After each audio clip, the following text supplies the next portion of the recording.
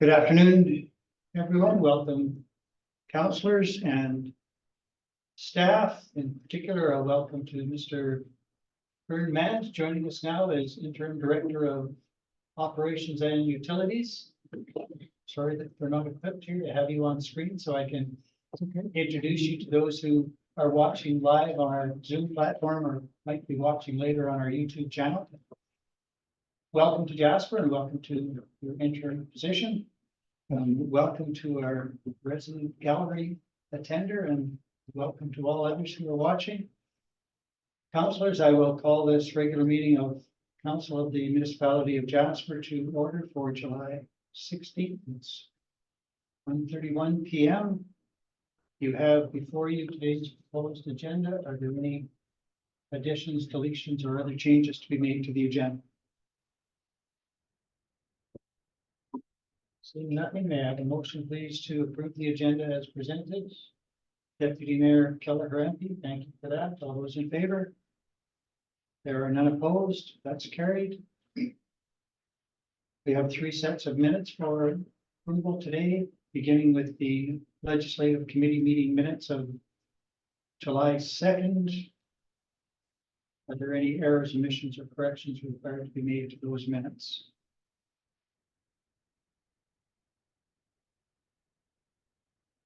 There would be a motion from the chair of that committee who is absent.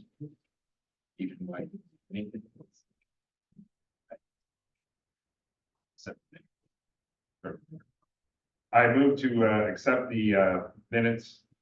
I move that council approve the minutes of July 2nd, 2024 Legislative Committee meeting as presented. Thank you, Councillor Demota. All those in favor? There are none opposed. That is carried. We also have before us the minutes of the regular meeting of July 2nd, 2024. Are there any errors, omissions, or corrections required to be made to those minutes?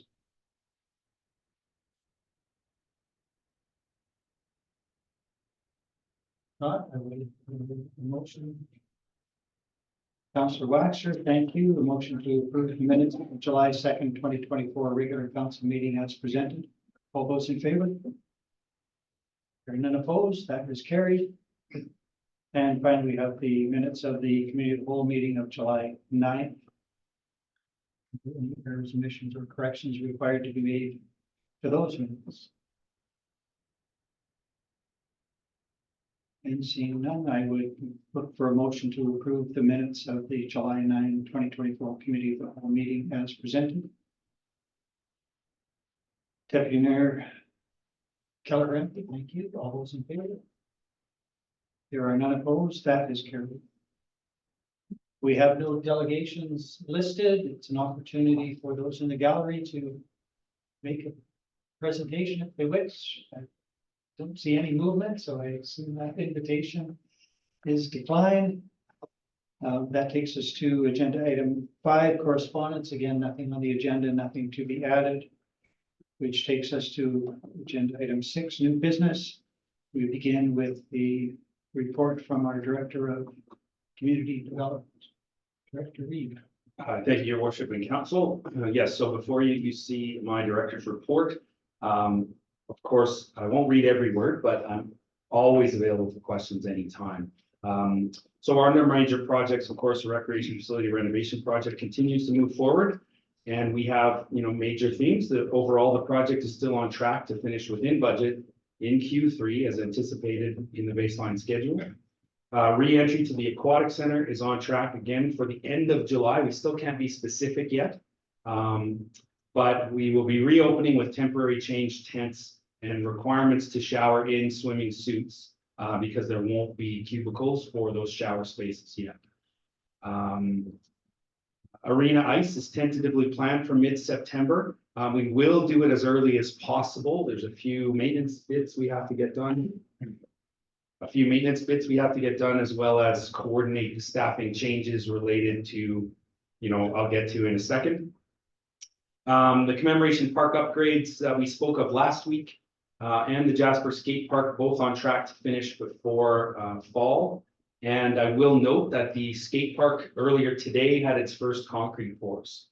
So they had a big pump truck in there. I've got a great photo we'll put on the update. But yes, this is a step in the right, it's all been steps in the right direction, but that's a major thing. The first, the larger wall sections have been poured. And of course, I will remind everybody listening, and of course, all of us in the room, that the major projects page of the website is updated weekly if there's a weekly update. The skate park and commemoration park aren't on a weekly schedule, but the major renovation of the recreation center is on a weekly schedule. And we will continue to actively work on prioritizing access for residents, maintaining safety, and engaging with our stakeholders throughout the construction of all projects. And now I get to staffing, and staffing could have been its own whole report, but in summary, we bid adieu to our long-serving arena manager, Peter Bridge. As everyone in the community will be familiar, Pete has been here for over 3 decades, and he has made some of the best ice possibly in the whole world. We've been very lucky, and he's been recognized repeatedly. He's made ice at the Olympics, for NHL Heritage Classic games. He's consulted, he did winter games, the list could go on. So we will miss Pete. We will miss him for his hilarious personality, but also his amazing skills. Luckily, Peter has been training our core of staff there. So Karen and the 2 Roberts are ready to step up, and I have no doubt in that team that we will be able to get very close, if not exactly, to Peter Bridge trademark ice. The facility is there, the training is there, and the staff are very excited by the challenge. I won't say that we're not all a bit afraid. Of course, we're a bit nervous about this challenge, but we're all ready to go. And we do wish Peter all the best. He has in recent years gotten married to a beautiful lady named Michelle, and they have purchased a property out near Miller's Lake. And so the transition now was very much based on some of the challenges with living in Jasper and the opportunity of helping Edson with their renovation project. And his commute is now 20 minutes rather than, 2 hours. So we understand why Pete's taken this leap, and we wish him all the best, of course. Aquatic staff, they are in training as we speak. If they're not scrubbing the pool deck, one of the 2 things is happening during the days. With Brooke moving over to finance, congratulations to Brooke, of course. We've hired Jen Dillon into the head guard position and Cole Kazaki into the senior guard position. And again, this is the similar story to the arena, where we have had some long attending employees who have taken the time to train themselves and to be mentored and to pay attention and learn. And so we have good bench strength in both of those places. In fact, we have good bench strength across our organization. It's great. The staffing, however, does remain a challenge. So we have postings out for Wildflowers, Arena, Activity Center, and Aquatics right now. So if there's anybody in the community who is wondering what their next challenge might be, they should check out our website. At the bottom of the website, there's an employment tab, and all of that information is available. And then we get into, the service trends that we're seeing. And the service trends all could be summarized by increased demand. And I know you've heard me say this for my last several reports. However, we're looking at financial strain on individuals who are having challenges paying rent. We have still got the closed work permit challenges ongoing. And we are working hard to collect data to really create the case studies that will allow us to advocate. We've got increased incidents around the community of young children staying home alone. We've got increased incidents of addictions and substance abuse, and we do have increased incidents of domestic violence and marital disputes, which is all expected during times of financial hardship, but it's nonetheless a challenge for us in our community. The information sessions for Cottage Clinic has increased the number of social prescribing referrals, which is great. This means we are getting more seniors into that provincially funded program. And we are seeing a baby boom. We are seeing an increased high numbers at all our infant programming, and Wildflowers does have 97 people on the wait list. 43 of those are either pregnant or planning to be pregnant. So we are seeing a baby boom, whether it's mini or large, we can't say, but we've got a lot. The new hours at the Wildflowers Child Care Center, which is based on the work we did in the early learning and childcare strategy that council recently passed. So that work increased our hours. The staff are really finding it's helpful and is increasing the level of service they're able to give. And so the early drop off hasn't seen a lot of intake, but the later pickup. We did a survey to ask the users what they would like, either all of it in the morning or all of it in the evening. And they chose to blend it, some in the morning, some in the evening. And we're seeing a lot of take up of the evening expansion, not so much in the morning yet, but the users seem very pleased. My own personal editorial here, I cannot believe for a community of 5,000, the quality and quantity of programming that we are able to produce.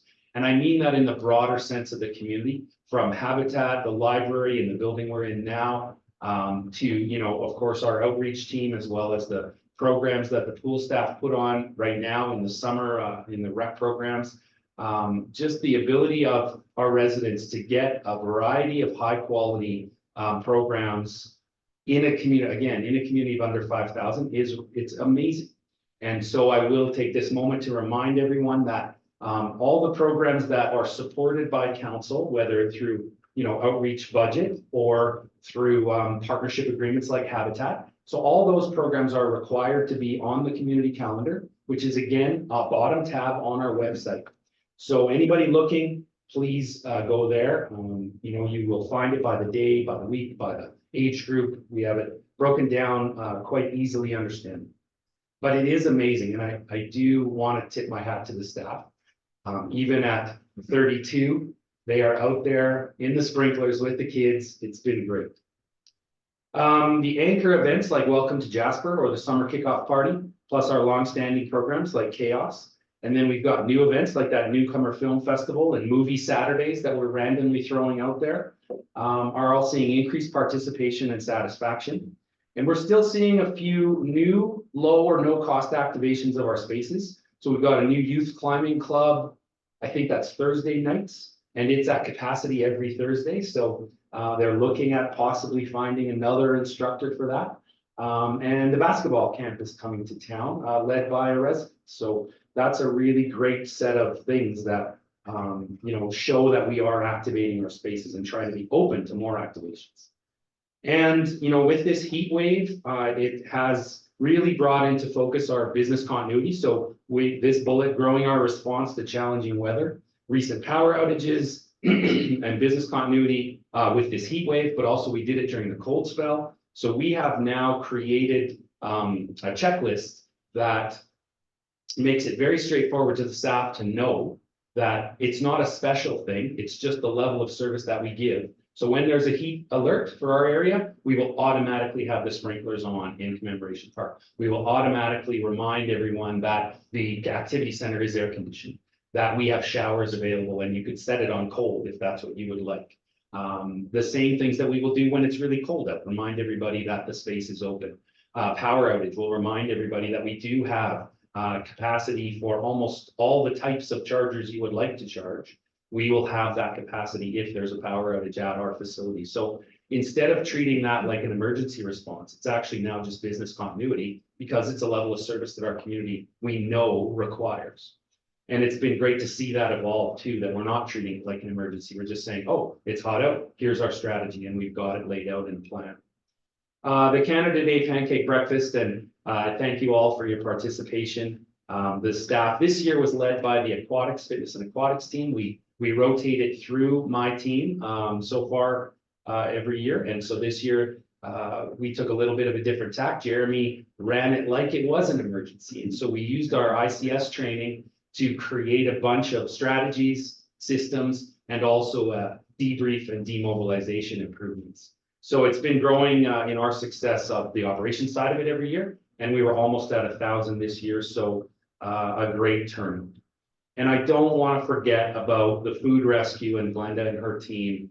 I wouldn't want to skip that. It's been a great partnership, and we have people enjoying that soup every day. And so the idea that our community supports every member who might like a cup of soup is a beautiful thing. And so thanks to council for funding that in part. And then communications and engagement. We do, of course, a lot of communications out of our department, especially in the summer. We also have funders that we spend a lot of time with. And so you can see that long list there. But I'll just skip over that, really, the long list. Tennis Club has activated around the courts renovation project, which is scheduled for 2026. We had hoped that the tennis club would activate in 2025, but they've really ramped that up. And so they are applying for their CFEP grant as soon as possible. And that may mean that they come to council requesting that project be bumped, but that will need to see that CFEP grant application come through successfully.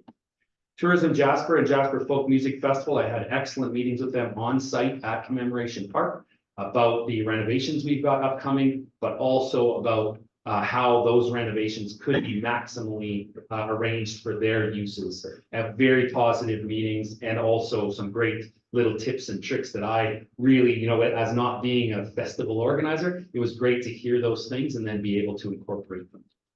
And one of the things specific to Councillor Wilson last week, you specifically asked about the Folk Fest and the schedule.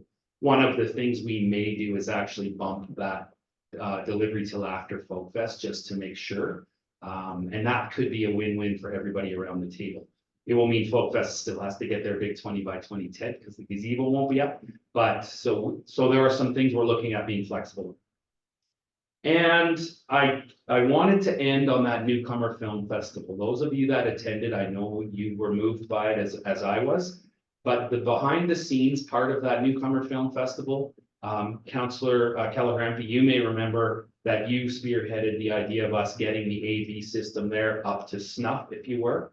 And through a council budget as well as grants, we now have a giant screen that is motorized, can go up and down. We have a high quality projector, and we have a sound system that can carry that event. And that event was, from the outside, just beautiful. It was, all of the things worked at the time they should have worked at, and the delivery to the community was, I would say, seamless. And that required my entire team. We had no less than a dozen staff working that night to make that event happen. And so we now have 20 staff who are trained, what I will call, lowercase audiovisual technicians. And so when an event like that wants to come in, or when we have an opportunity to show Saturday movies, we can just make it happen. Again, it's part of business continuity now. So again, after a year and a half ago, or even farther away, when we all knew that it wasn't up to snuff, I'm very proud to say that event, to my mind, put proof to the pudding that it is up to snuff, and the staff have carried that load. And it was unbelievably touching. We had several of our staff are highlighted in those events, but also several of our staff are highlighted as supportive in the stories of those events and changing the lives of newcomers in our community. And I cannot say enough how impactful it is and how honored and humbled I am by the work that my team gets done on the daily. And that's that is summarizing 7 pages that I received from my team. And I could have given you probably all 7 pages, but I'm open to any questions you might have or anything you were wondering. Thank you, Director Reed. Questions from councillors? Deputy Mayor Calagrampi. Thank you, Mayor. I'll introduce you to Director Reed. Thank you for an excellent report. Really enjoyed it. On daycare, is there any plans to increase daycare spaces or more pop-up daycares? I'm hearing a lot from families in town that they can't work, or the partner can only work part-time because they have no daycare. It seems to be even more so this year than other years that we're hearing this. And I'm wondering, because of the report and that in there was some suggestions like pop-up daycares or increasing daycare, we will be seeing something like that in the council. Deputy or Mayor Ireland through the Deputy Mayor Calagrampi. So as the ELC strategy outlines, there are a handful of sort of pillars of the projects that we're looking into. So one is a permanent increase to the space we can offer at Wildflowers. And right now we have requested order of magnitude costs for increasing the space at Wildflowers. And we're specifically talking about that storage area we have carved out of gymnastics. That storage area is obviously connected to the existing childcare center and could be great for this. So that's where we're looking at pricing. The province has indicated that their capital grant system is changing and will be revealed in the near future. When that occurs, we don't know, but we want to be ready for it. So we're continuing down that path of research so that we are ready to go. The second thing about sort of pop-up or in-home care or sort of day homes, certified day homes, licensed day homes, it is Wildflowers manager Lisa Daniel. She has been working with community members to see what the interest would be. And so far, it is not an avenue that looks really promising. So we're not spending a lot of time on that right now. That we are spending more time for sure on increasing our space. And then, getting a sizable capital grant from the province that would enable that. It's going to be something like $1 million to create something like 20 spaces. And those are all rough numbers, but $1 million, that's a large ask. And so we need the province to come with a reasonable capital grant. And they have been speaking in the language that gives us optimism. I have no commitments, but we have optimism. And so, yes, you should see more action or more reporting on this in the future. I don't know. Thank you for that, Director Reed. Councillor Wax. As I noticed, there was a list of where you're looking for staffing. I'm remembering back to the day where you had a junior lifeguard club and grew capacity for lifeguards and people enthusiastic about the aquatic center. I don't know, are we still offering that program and building capacity within the community to staff? Because it was very successful back in the day. And I just was curious about that. But Mayor Arlen, through to Councillor Waxer, yes, it was very successful and continues to be very successful in various forms. So we've had a Zero to Hero program, we've had a Junior Lifeguard Club program, and we will continue to use the right tool. This year, with the renovation, was impossible for us to do anything, but we did have 4 very motivated youth from Jasper who went to Hinton and got their lifeguard training, and their previous training was done in Jasper. And so, yes, that would be an example of us hoping that those youth will continue and come back to us. And your point about the Junior Lifeguard Club is absolutely, some of our staff today were 15 years ago junior lifeguard. So we will be, of course, if we can bring it back, we will bring it. Thank you for that, Councillor Melnick. Thank you, Mayor Island, and through you to Director Reed. In the communications and engagement section in the first bullet, we have a number of abbreviations. And I wonder if, for the benefit of some of us who don't know what each one is, and for those who are watching, if you could identify some of those bodies and partners that we have. I'm chuckling a bit, Mayor Ireland, through to Councillor Melnick, because what if I get them wrong on a recorded Zoom call? But yes, so these are many of our partners. I could sum them up as provincial agencies, but so FCSS is Family Community Support Services. You will, of course, remember that Councillor Waxer has been asked if she'll step on to the board for the FCSS AA. PDD is Persons with Designated Disabilities. Developmental Disabilities, my mistake, thank you. And FRN is the Family Resource Network. Those are all of those are provincial funded aspects of our work. Healthy Aging Alberta, also provincially funded. Regional VITRA is it's a partnership with all the school boards and the RCMP around response to trauma incidents in our schools. And so we are a partner in that so that we can speak freely around the table regarding persons of interest in incidents that occur in schools. And Vitra itself is not coming to me. So I'll pull that one up later. Family violence, of course, there are a few different organizations that are represented by family violence. IRCC is Immigration, Refugee, Citizenship Canada, so that's our federal funding for our settlement and LIT teams. Indigenous Cultural Competency Training. So I did all right there. Vitra, yeah, I wish I had it off the top of my head.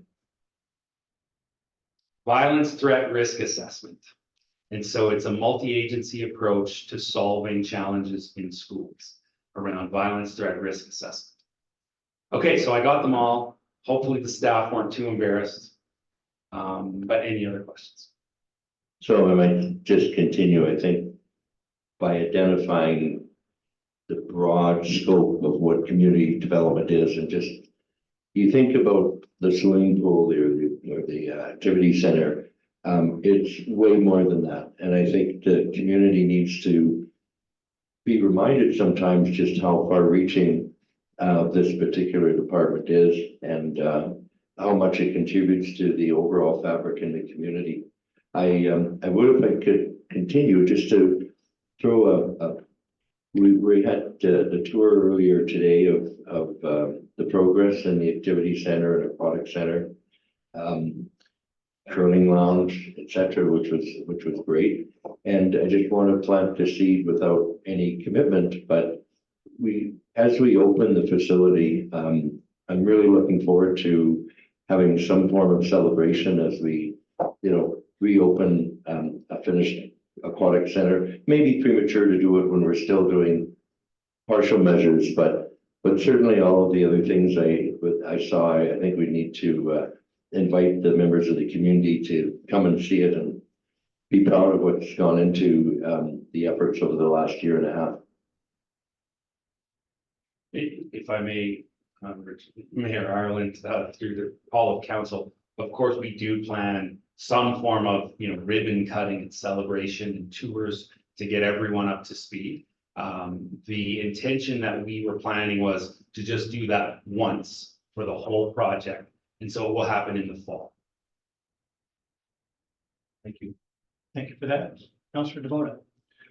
Well, thank you for that, Councillor Melling. Director Reed was trying to not read the whole thing, but we're successfully go through that. You and I had a little, through you, your worship, to Director Reed, you and I had a little bit of a side conversation during the tour today. I was very impressed with your staff, just the people that are here making things tick behind the scenes. I was very impressed to watch everybody just chipping in some of the stories you shared. So congratulations to you and them, and I feel proud. They really do. We have a great community. We spoke a little bit about the challenges now with having, our arena director leaving or manager leaving, and you have people stepping up, and we're going to have great ice. But there's also the side stuff, the administrative stuff, booking tournaments and stuff. And I know that the business community will be a little concerned about when we can get tournaments started up, and if there's going to be any gaps this year. And quite a few businesses did take big hits this winter, and that's a big part of our economy. And I don't mean to really focus on that or put you on the spot, but I think just getting some regular updates would be helpful, just so that we can kind of keep people's minds at ease. Mayor Ireland, through to Councillor DeMona, I don't feel put on the spot at all. That's a great question.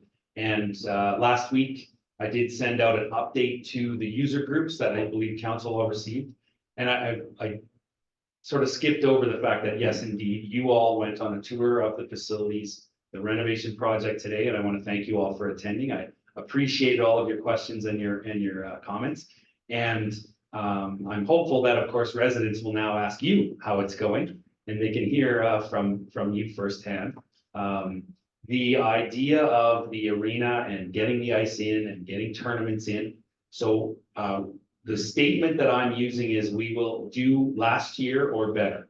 So we will not be below last year. And because of some of the tournaments that that did pull out because of the exterior dressing rooms. So our intention is to get all the bookings that we had, we're gonna get them all back. And as far as staffing goes, we've, just earlier today, actually, I was in a meeting to look at who can do what so that we can solve this certainly our fall. But I'm looking at this whole season as, you know, a way to get the understanding of all of the magic that Pete did and get that so that we can institutionalize that knowledge. And I will say this, credit to Pete, he's got, his personal directory is fully organized, and we can go and find the tournament schedule from 1997 if I want to look at it. We've got some great data from Peter, and so we're putting, you know, some actions in place that will get us the right number of people doing the right job in the right place without, you know, being rushed to just force someone into a position that either we don't, like Pete's job description hasn't been checked in 30 years. And so just that alone, I need to make sure that job description meets modern standards just for health and safety alone from the role itself. I need to understand it. So what we are definitely doing is putting the right people to make the ice. Pete's crew of Karen and the two Roberts are ready to go, and we're looking at who's going to schedule, who's going to do what days, that kind of thing. We will have in place, I think by the end of this week, what we would call an arena booking agent, and it will be a single point of contact. One of the things with the arena, I don't want it to be, you could call the front desk and just book with anybody. We've got to keep that service level at the expectation of both the community and our out of town tournaments. And so it's going to be one point of contact. It's going to be someone who can take this ball and run with it. And so, you know, even next week, and your point, by the way, I won't slip past this, Councillor Demota, about updating the community. Very well heard point. And so next week, you know, as part of our renovation project updates, we might slip a new section in about, you know, arena operations or even aquatics and arena operations, and let people know how it's going from that point of view to keep the conversation alive. You know, there are some things, we've had some requests for early ice, and we just can't do that this year, partly because of the project. But also the work that we have to do in the arena won't allow us to put in early ice anyway, even if we did get it early from Carlson. So there are some hard lines that I just can't deal with this year. So, you know, we'll get the ice the same as last year as the target. We'll keep it the same as last year, unless we get more requests for later ice, which we would gladly do if they are, you know, the sort of win-win that we look for when we extend the ice. I could probably go on about the operational side of things, but I think I've answered that well enough. But again, if you have any more questions. No, I appreciate that. And you listened to my question well, and I appreciate the feedback. I think you nailed it. In the absence of other hands, I have a couple of questions for you, Director Reid. Again, going back to our tour, supporting council's tour of the aquatic center and the arena, the renovations. You pointed out quite properly the extensive back of house work that the public will never see, but which is of benefit to the public and necessary to the facility. And one of the things you pointed out was, what we talked about at least, was the electrical panel at the arena, with 4 conduits going west and 13, I think, going east. That facility is critical infrastructure. It functions as our reception center, or may do in an emergency. I should have asked at the time, but it has the new configuration of the electrical panel already integrated any issues with respect to auxiliary power that we would need to operate that facility, and has it increased our needs in that regard? It's a major upgrade. Just want assurance that if we have to go back as we were May of last year using that facility as we did, that we've got all the capacity we have and perhaps even more. I thank you, Mayor, and that's a good question. And the answer is we have all the capacity we had before, and the capacity to increase in the future should the need arise, the funding arise, and, you know, the opportunity, I guess, is the same thing, but we will have the ability to increase the amount of generator power we can accept, but we will not be increasing the generator as part of this project. All right, thank you for that. I appreciate it. Councillor Melnick challenged you with respect to the alphabet soup. There was one that was missed that you might address, the VPR check-ins. It's not under the same section.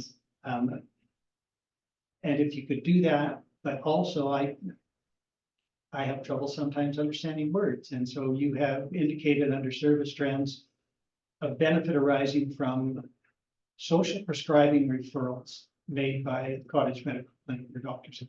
Could you just explain what you mean by that?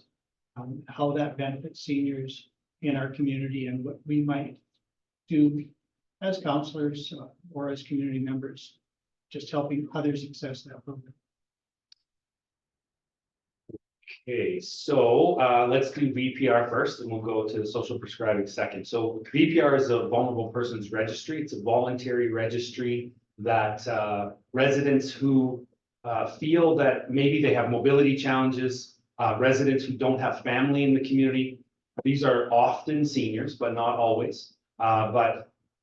Residents who have challenges and perhaps not a deep family network. We check on them as part of the vulnerable persons registry. We check on them especially in times of when we've activated the emergency coordination center. However, as part of our business continuity discussions, we also agreed that just because, because we have the list, we can use the list more often. And so in this heat, we have a few times now checked on the vulnerable persons registry just to confirm that everything is okay. And we did it also with that power outage we had after that windstorm. Was it the windstorm? And so using the vulnerable persons registry just to check on those members of our community that might need a little help. What we found is they were all doing well and they appreciated the call. So it's just a great tool for us, for those who are just a bit, mobility challenge is often what it is, but also that, family network. And so having us check on them, perhaps we'll bring them soup. We'll coordinate a volunteer to bring them some soup. Something like that might happen, but so far it's been great. They've appreciated the call-ins, but we haven't had a need for service. And your second question about the social prescribing, that particular provincial funding has funded an outreach worker in our community, Casey White, who her workload is based on those seniors in our community who, through a doctor's referral, get to access that particular service. And so the doctor's referral is what we're speaking of. Now that the doctors understand and are, on board with the program, we're seeing more uptake in the community, which means those seniors who can benefit from some extra supports are getting access to those extra supports. It is the only way to access those extra supports by and large. I mean, one of the things Casey does is an open tea time at the activity center. It is, of course, for those members of her community that she is serving, but it's in a public space. And so should another senior walk by, they could pull up a chair. And so it has been great for building the senior community as well. Thank you for that. If there are no other questions, I'm sorry, Councillor Waxer, go ahead. Not so much a question, but just to reiterate the comments from Councillor or from Deputy Mayor Kelleher MP. I too am hearing considerable concern in the community and angst over the wait list for childcare, particularly those returning after maternity leave. And I just wanted to reiterate again that the importance of staying on that concept of looking for more space. Thank you for that. Thank you for your report, Director Reid. Is there a councillor prepared to make the motion to council receive the report for information? Councillor Waxer, thank you for that. Call the question. All those in favor? There are none opposed, that is carried. Thank you once again. That takes us to agenda item 6.2, Jasper Dark Sky Festival fee waiver. That comes to us by way of recommendation from Committee of the Whole that council approved the request to waive the fee. Director Reed, did you wish to speak to it any further? Thank you, Mayor Ireland. Council had asked a few questions of clarification, and I have Mr. Riopel's response to those. So the estimated economic impact of the Jasper Dark Sky Festival is $4.6 million direct, and a combined direct and indirect economic impact of almost $7.4 million to Jasper. This year, Tourism Jasper started to apply an industry-based economic impact assessment tool that provides this output for them. And perhaps in the future, if council is interested, Mr. Riopel is open to discussing it further and walking us all through it. Regarding the mayor's question on the marketing stats, there was a typo in the document. You were correct. It is corrected this way. There are $11.1 million marketing campaign impressions. And there's 209.3 million earned, brackets traditional, marketing impressions. So on that document that you see later on, or scrolling down in the agreement, those two corners, one of them should be 11.1 and one of them should be 209.3. And the AVE, or specifically what you asked for, Mr. Mayor Ireland, the advertised value equivalency of those media impacts was $32.4 million. And so that is used to measure the dollar amount of media coverage linked to the campaign by considering the size and placement of the media coverage and applying the market advertising rate for a similar ad. How did we do on answering those questions? I'm exceptionally impressed with that. Answered more than I had asked, but the combined direct and indirect economic impact of $7.4 million and $32 million worth of earned media value.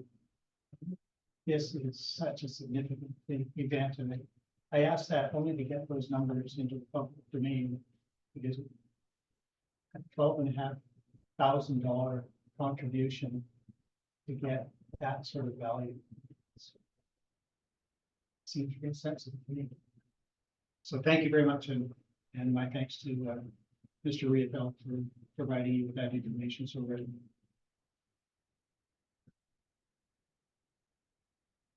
Are there any other questions, Councillor Melnick? No, ready for possibility of a motion. Thank you, Your Worship, and following your comments on the positive contribution to the community the municipality is making to promote business in the shoulder season, I think that highlights how important it is that we do this support to Tourism Jasper. And on that, I would move that council approve the request to waive all facility rental fees for the 2024 Jasper Dark Sky Festival as per policy F-104. Thank you for the motion, Councillor Melnick. Is there any debate? Does anybody wish to speak to the motion? Councillor DeMona? I'd love to speak to it. I think it's a good motion, and I appreciate this being in front of us. I think the benefit, like Councillor Melnick said, with the mayor, it's just iterated, is the impact is great for our community, and I don't have a problem supporting this because I think it's a really good way of helping your partners out in the community. They help us out, we help them out, so this is a good way. Thank you for that. Does anybody else wish to speak to the motion? If not, I will call the question. All those in favor? There are none opposed. That is carried. Thank you again for that, Director Reed. I think the next one might be yours as well. The agenda item 6.3, National Drowning Prevention Week Proclamation. Yes, indeed, Your Worship, and through the council, the item before you is National Drowning Prevention Week Proclamation. The recommendation is that council proclaim July 21 to 27, 2024 as National Drowning Prevention Week in Jasper. In the background, the first sentence, drowning is preventable. National Drowning Prevention Week, or NDPW, promotes awareness of the drowning problem in Canada and the need for individuals, communities, organizations, and government to take action in an effort to save lives. National Drowning Prevention Week occurs every year mid-July when Canada's drowning rate is at its highest. This year, it will take place from July 21 to 27 and will include a focus on the UN Resolution on Drowning Prevention, which is World Drowning Prevention Day, which is every year on July 25th. Proclamation from the municipality of Jasper would give greater exposure about drowning-related life-saving efforts to residents of Jasper.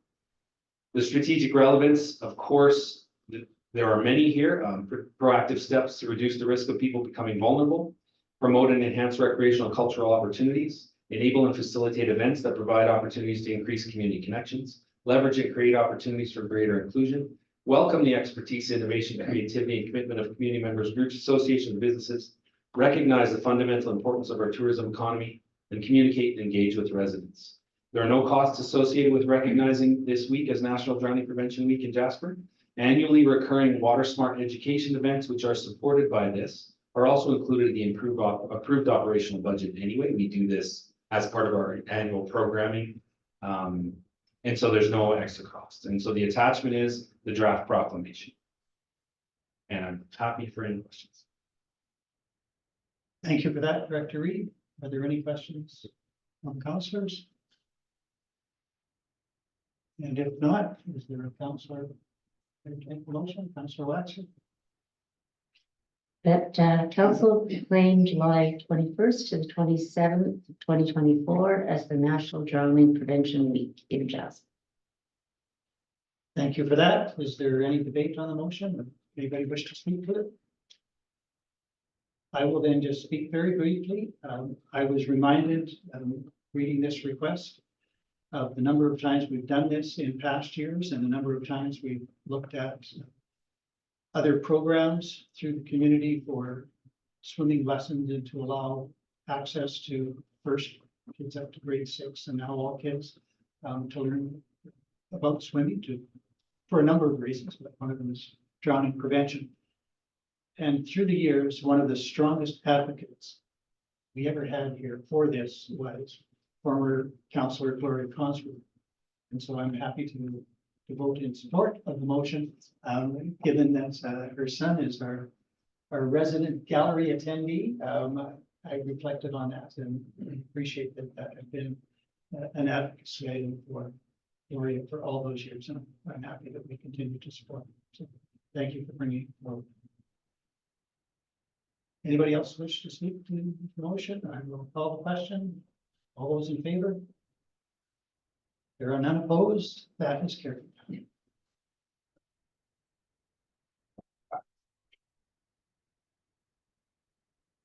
Agenda item 6.4, 2023 year-end surplus reserve transfers. Again, this matter has come to us by way of recommendation from Committee of the Whole.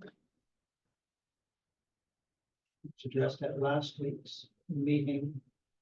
Are there any further questions any councillor may have with respect to the matter that might be answered by Director Melchett, who is here again for us? And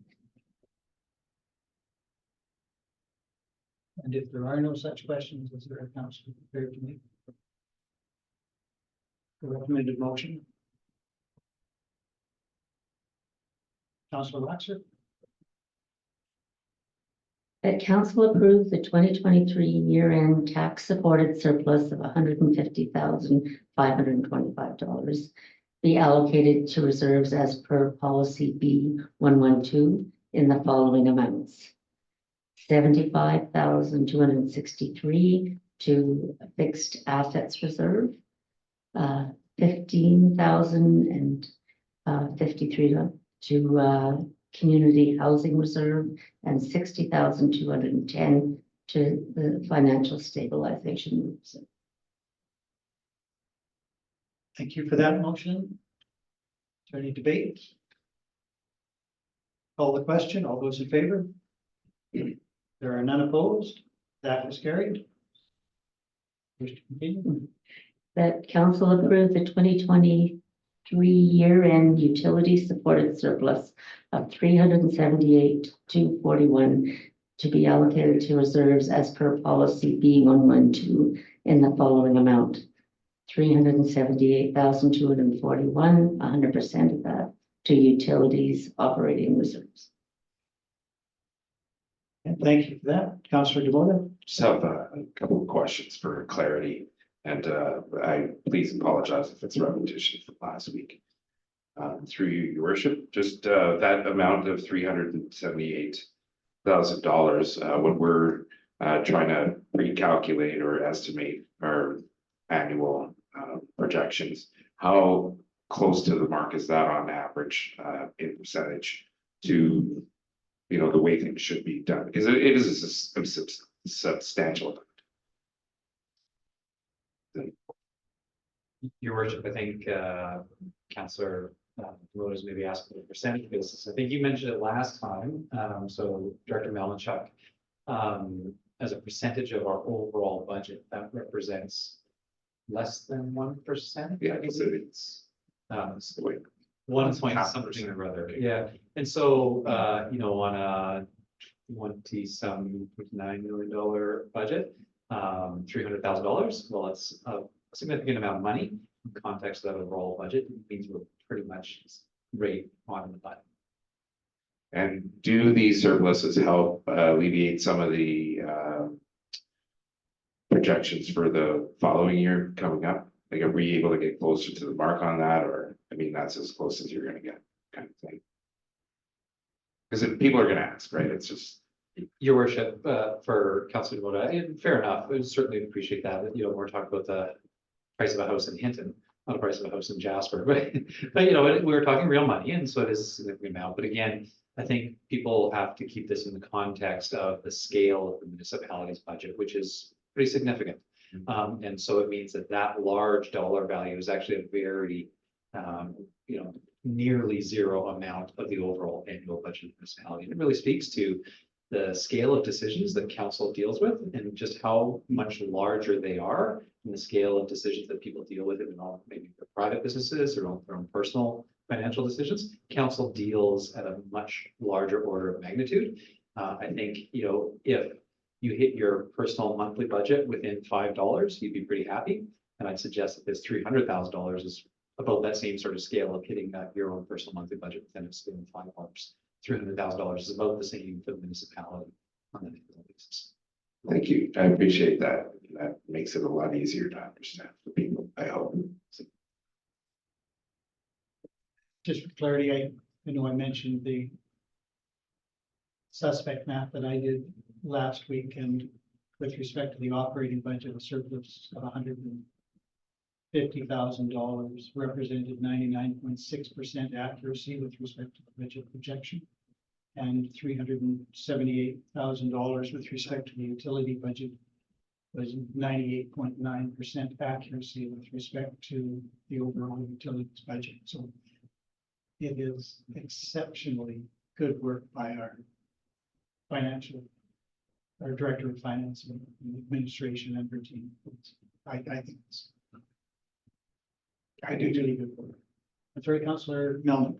Thank you, Your Worship, and I think I recall some conversations that when we do the budget, if we have operational efficiencies, that would definitely contribute to the operating reserve in the water and sanitation area. And, you know, it's tough in the utility department to speculate that you would have those efficiencies. Some of that may have come from the amount of investment that we put into the plant in 2022 and 2023, which made the plant more efficient. And plus, we also added additional homes and additional apartments. Businesses could be operating at a much higher level, consuming more water and paying more sewage. So all of that wouldn't have been necessarily in that operating, and it wouldn't have necessarily been anticipating in that operating surplus. I think it's great that we have the level of accuracy, that we're that close, but we could have been much, much closer, if things maybe weren't as busy. So I think this is a positive thing that maybe is a reflection of more efficient operation and better volumes for our businesses.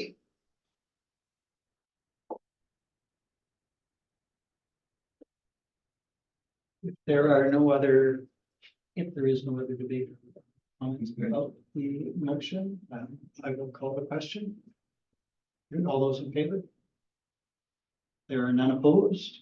That is carried. That takes us to agenda item 6.5. Council Remuneration Review Committee, again, a matter that comes to council by way of recommendation from the committee of the whole.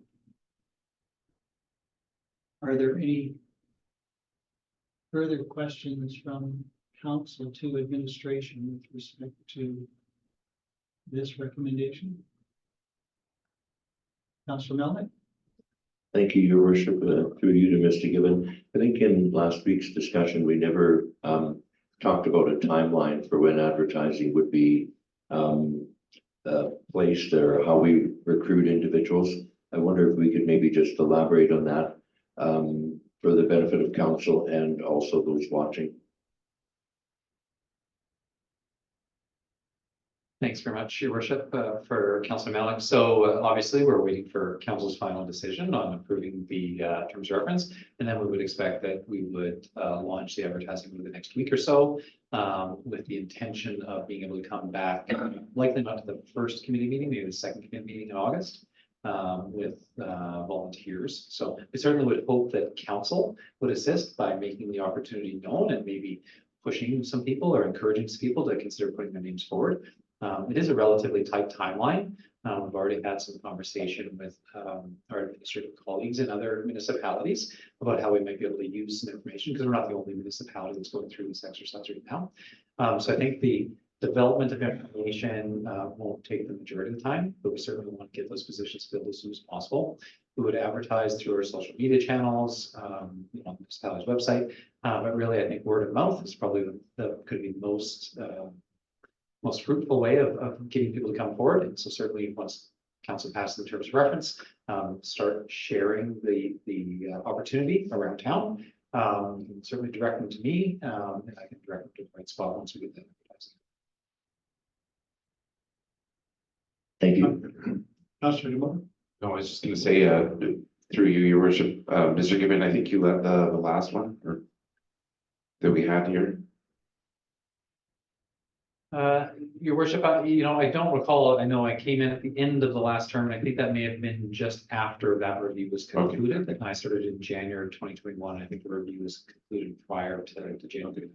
Anyway, I found it a very worthwhile process, and it's definitely something we have to go through. And it's nice to at least get somebody with some political experience, whether it's administrative or a former elected official.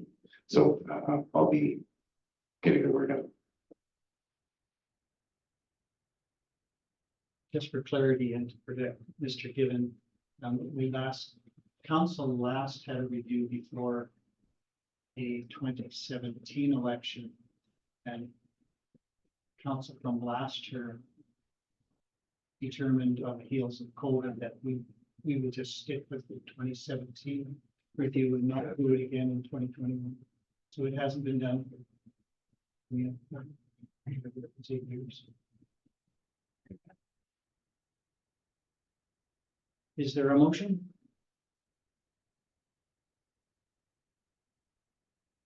Councillor DeMona? I move that council approve the Council Remuneration Review Committee terms of reference as presented. Thank you for that. Is there any debates? Seeing nothing, I will call the question. All those in favor? There are none opposed. That is carried. That takes us to agenda item 6.6, Clean Energy Improvement Program Tax Bylaw. Again, recommendation from Committee of the Whole after having discussed this last week, coming up with this recommendation. Are there any further questions of administration with respect to the matter?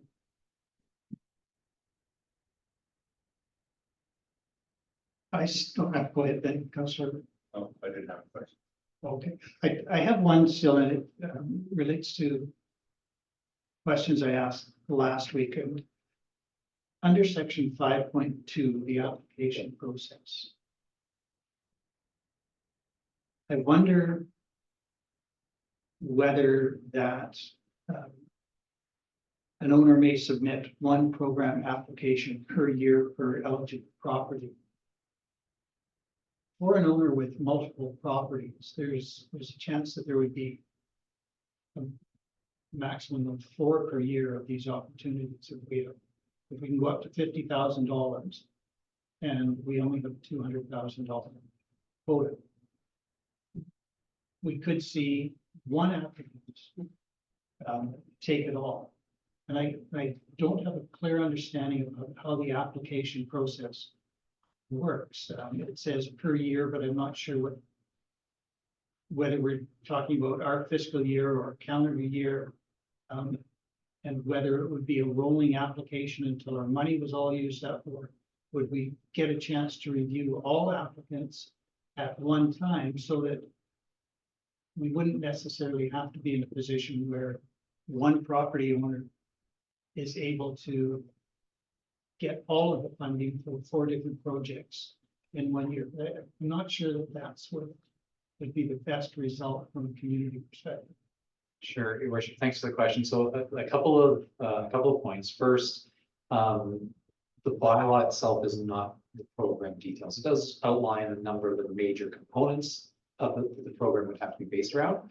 But considerations of whether it would be first come, first serve, some sort of evaluation criteria, the submissions or something are the types of things that would come in the actual launch of the program itself. So the reason that you're not seeing that level of detail here is because the bylaw itself is really structured to be kind of like a local improvement levy bylaw. So it is a borrowing, as we discussed at last meeting, is a borrowing bylaw for the municipality where council is authorizing the administration to potentially borrow to fund this program. It is also a lending bylaw to enable us to make these loans to the applicants, but it isn't the program itself. And so I believe that we still have some ability to sort out those types of program details. The other thing that I would say is that the recommended funding level of $200,000 that's proposed in the bylaw is built around what we're seeing from Alberta municipalities in terms of the average improvement cost from other places that have a program like this. And they typically are in that $25,000 to $30,000 range on residential properties. So, well, theoretically, somebody could borrow, the bylaw is set up to enable loans up to $50,000. Practically, the ones that we've seen from other communities, the average is in that $25,000 to $30,000 range. So it could go further, than just 4 submissions. And then finally, council, obviously, after a year of operation, council chose to fund the program to some larger extent because it was fully subscribed very quickly. That's some latitude that you have. You would just need to amend the bylaw to enable that because that limitation of 200,000 is explicit. So I hope that answers some of the questions. I see that Mona is here and she can maybe add some additional context or detail or correct anything that I got completely wrong, which is also always a possibility. Mona? Yes, hello. No additional information to add, but if it is something I can look into with the program administrator to see during the application process if they've ever come across an owner that's applied multiple times for multiple properties and what they've done about it.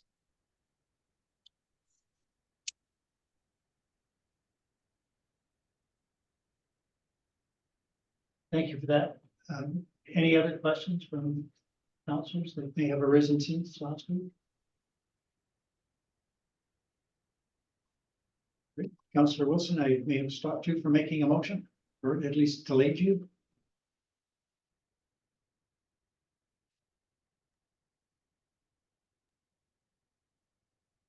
First time speaking. Yeah, so I would make the motion that council give first reading to the Clean Energy Program Tax Bylaw and that council establish 1:30 p.m. September 3rd, 2024 council chambers as the date, time, and location for a public hearing on the proposed clean energy improvement program tax bylaw. Thank you for that motion. Is there any debate? I will call the question. All those in favor? There are none opposed. That is carried. And thank you, administration and Mona, for bringing the matter forward. It's taken some time, but council is very happy to see it on the table and get first reading, and we'll move forward to public hearing in September. Carry on to this. So thank you for all that work that got us to this point. That takes us to agenda item 6.7, the Family and Community Support Services Association of Alberta.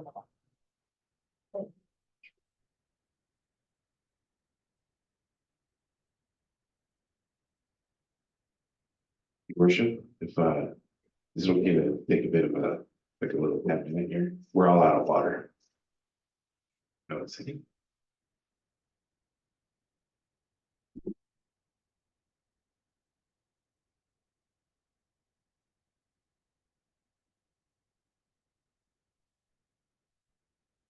I'll speak loudly. I'll bring him to. Prescott. Yeah, at the request of the councillor, I will call a recess. It is 2:37, let's say, 2:45.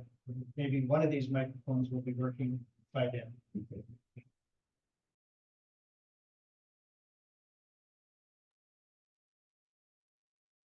All right, welcome back. Technology had a sufficient rest, it appears. Ready to return to agenda item 6.7. Again, here by way of recommendation from committee of the whole. So there are no further questions. So councillor prepared to make two motions, or one, could be one motion combined. Deputy Mayor Kelly.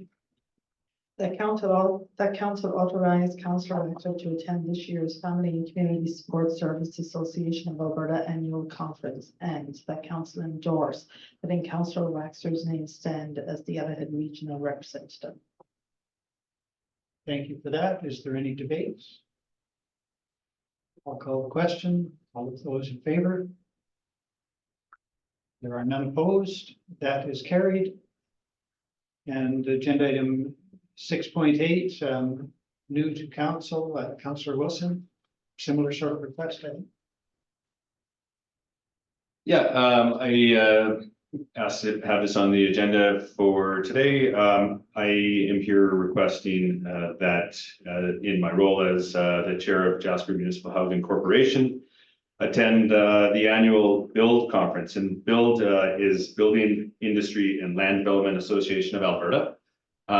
What BILD does, they are a unified voice of the residential construction industry, representing 1,300 home builders, land developers, professional renovators, suppliers, skilled trades, and consultant members. And some of those members are government members as well. They are closely aligned with the Canadian Home Builders Association.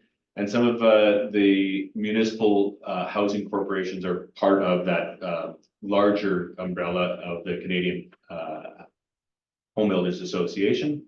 BILD Alberta advocates for the advancement of industry, providing recommendations to affect legislation, regulations, and policies in order to for members to create affordable, attractive, innovative, and energy efficient homes and communities. And when that one's pretty interesting, because on the heels of our SEEP bylaw that we just the Clean Energy Improvement Program tax bylaw, they are well versed in that. And if you click on their Accelerate Net Zero tab on the website, there's a sub tab that suggests that BILD Alberta is working with the Alberta Energy Efficiency Alliance on SEEP for new homes home program.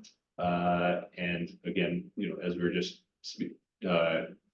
reviewing, SEEP for new homes would support affordable energy efficient upgrades and net zero building in new home construction. So I think they're gonna be a really good ally for the Jasper Municipal Housing Corporation. This conference is in Jasper. In attendance will be Premier Smith, Premier Smith, MLA, Minister McIver and Jason Nixon to name a few. And so I'd like to attend on behalf of council, but also in my role as the JMHC chair, to find out what, the provincial government is saying to developers and the building industry. And so again, it's a 3-day conference in September. I'm just asking the council to approve my attendance there.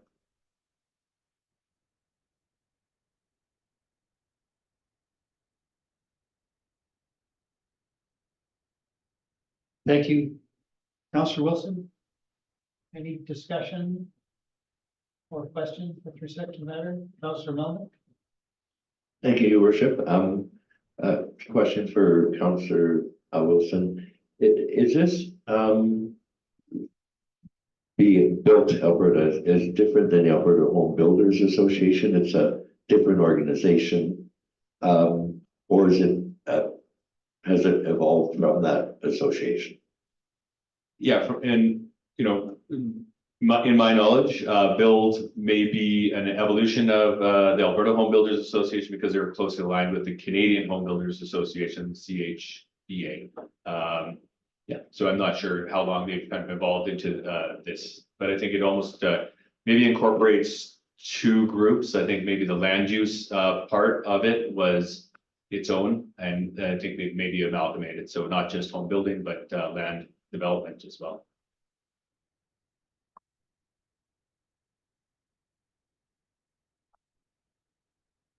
Thank you, Worship. With the development of our municipal housing, the Jasper Municipal Corporation, would this be something that could be financed through the corporation?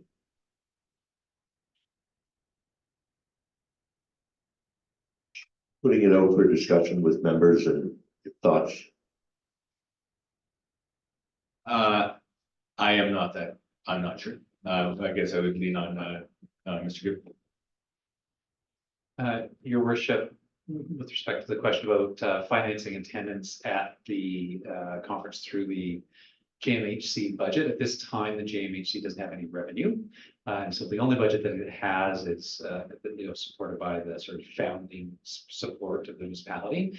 The municipality's housing area. So within the municipality, we have a housing coordinator position. The housing coordinator has some travel for their own attendance at conferences. So I'm not certain if that would be the correct spot either, but certainly from the JMHC, it's an entity that doesn't have any revenue other than the municipality gives it.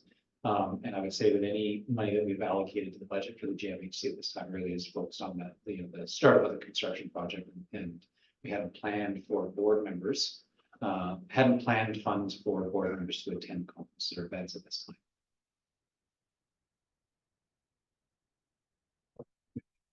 time. Well, my position is, I think Councillor Wilson indicated that he won't be attending a couple of other conferences this year, and I think it's all up to us to manage our budgets, and maybe share some that we don't use with other councillors, like, because we do have like the overall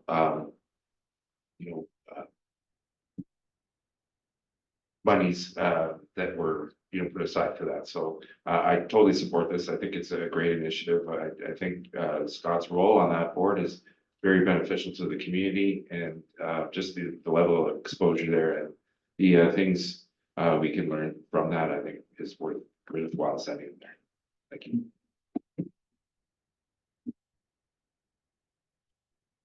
I am supportive of the attendance.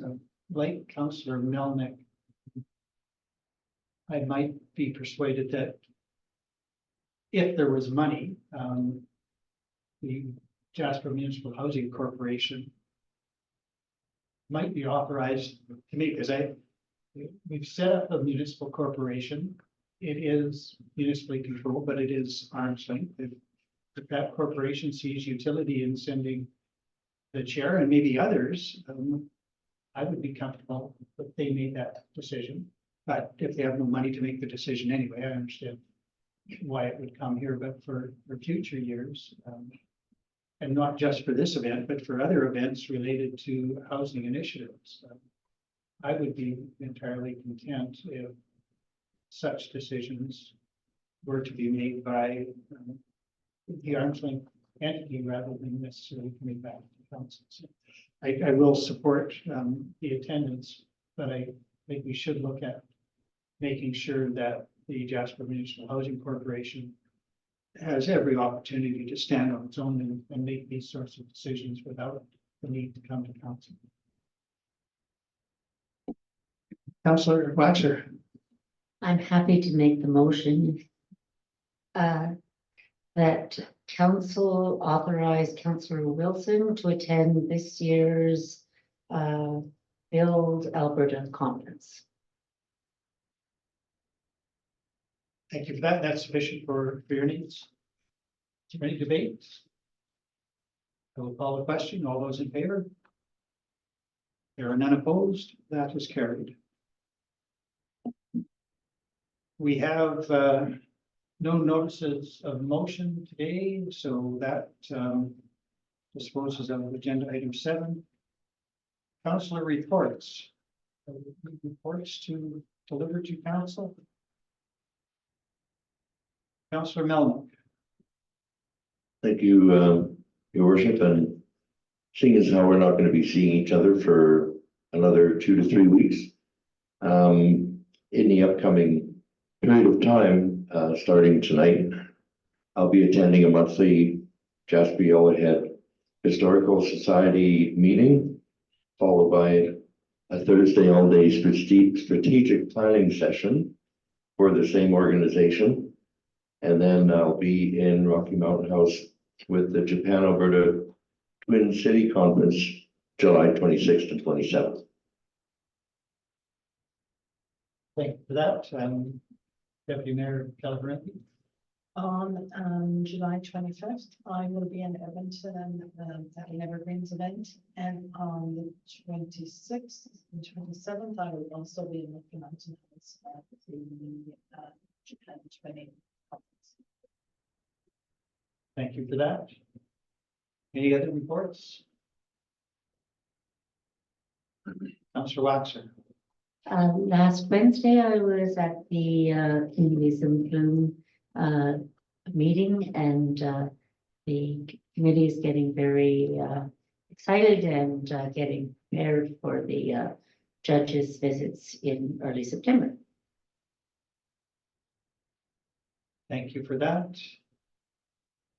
Anything else? I will let those who need to know, because of our upcoming break, I will be out of the community commencing Thursday of this week. So for the 24th, I think. So Deputy Mayor Keller, are you going to be away at the same time? I think Mayor Ireland, you had an invitation to attend next Tuesday via rail, a gathering of students that are coming in from traveling across Canada. Would you like me to attend that in your absence? What? Because I didn't know about it. Thank you for that. I'm glad I mentioned it. Okay, I will attend on Tuesday. And for those who also serve on the Emergency Advisory Committee, just in case, I will be available. Physically available.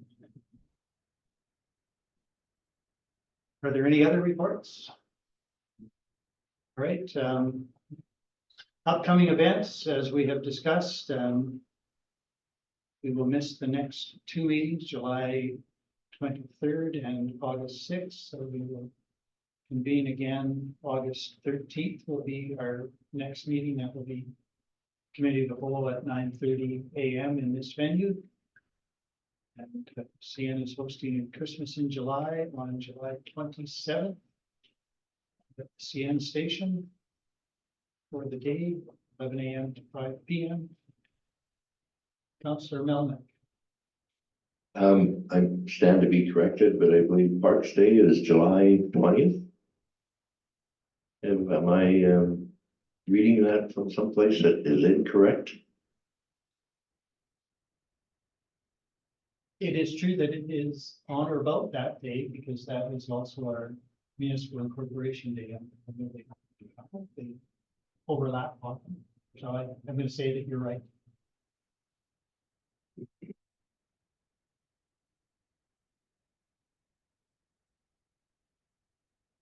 Anything else to bring to the attention of council? Right, if not, I would call for a motion to adjourn. Councillor Voda? All those in favor? There are none opposed. We are adjourned at 2:58, and thank you to everyone. Enjoy the brief break that we are entering into, and see you all again mid-August, including those who join us on our Zoom platform or watch on our YouTube channel.